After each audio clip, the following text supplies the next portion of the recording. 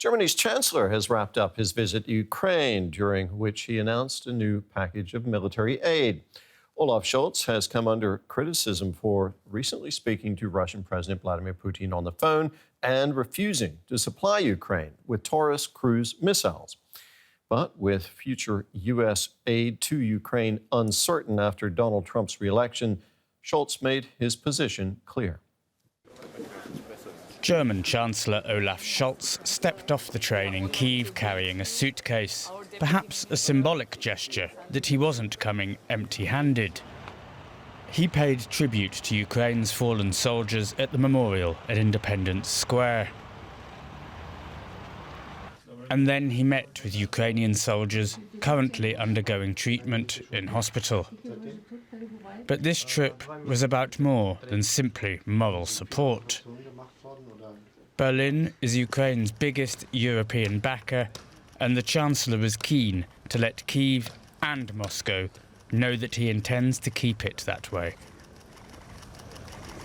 He announced that Germany would supply Kyiv with arms deliveries worth some €650 million by the end of the year. The new package includes air defence systems, Leopard tanks and drones, but crucially, no Taurus missiles.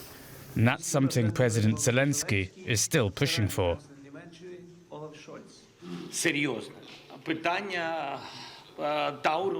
The Taurus issue, of course, you know, Olaf and I have a lot of common views on some issues, and we have different views on some issues. And we are constantly working to make sure that we have more common ground on the Taurus issue. Disagreements over Taurus aside, Scholz's message to Ukraine was clear.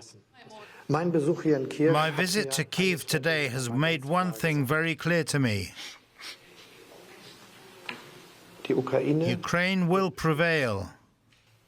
Dear Volodymyr, our hearts, the hearts of your European family are with you.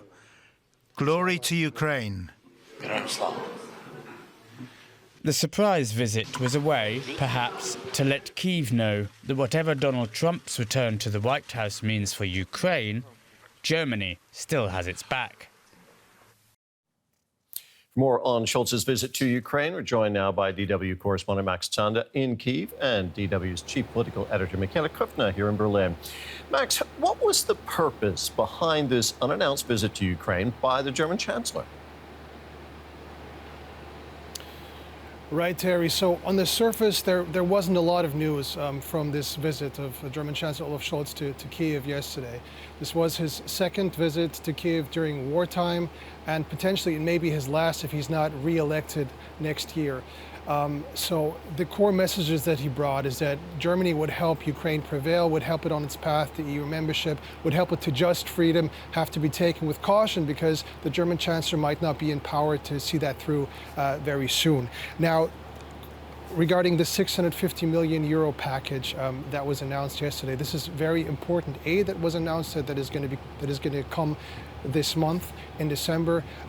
This is not new money, though. This is part of a larger package that had been announced back in October when President Zelensky visited Germany. What is most interesting, though, is what we're not hearing a lot about because it's happening behind closed doors is the talks that the leaders will have had regarding the situation next year. Everyone here in Ukraine, but also in Europe, is bracing for the incoming Trump administration and dealing with the questions and trying to prepare to have some answers for that. What's going to happen if Trump decides to pull out of Ukraine, pull out the assistance, pull out the weapons deliveries? What are European allies willing to do? What guarantees can they provide? And most importantly, also, what is Ukraine potentially willing to concede on?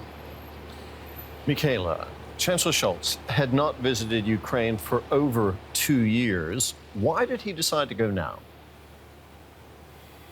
Well, that's being hotly debated here in Germany today, and there's a lot of headlines essentially alleging that this was a lot about these upcoming snap elections on the 23rd of February.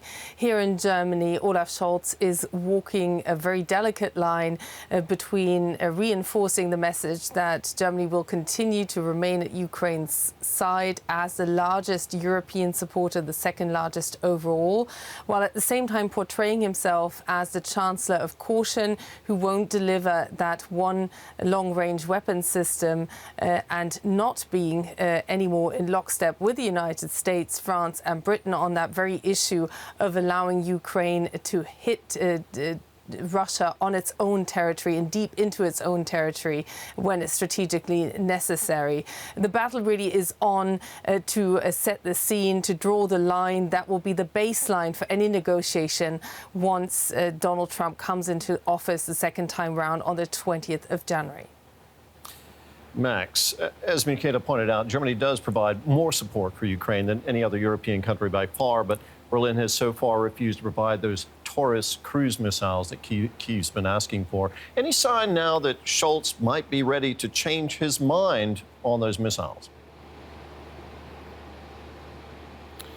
The Chancellor does still seem very reluctant, and at the moment it doesn't seem that we don't see any signals that this is going to change soon. This was discussed yesterday at the press conference here in Kyiv, and Scholz reiterated his position is that this is a particular weapon that is not going to go to Ukraine.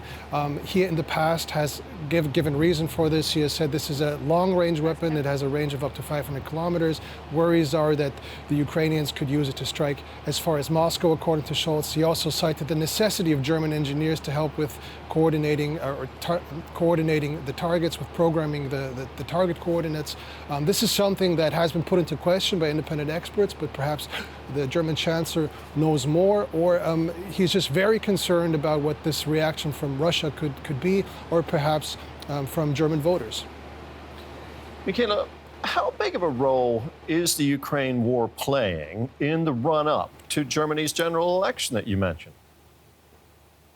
Well, let's put it this way. His caution on that particular weapon system is one of the very few issues where he actually manages to score in the opinion polls.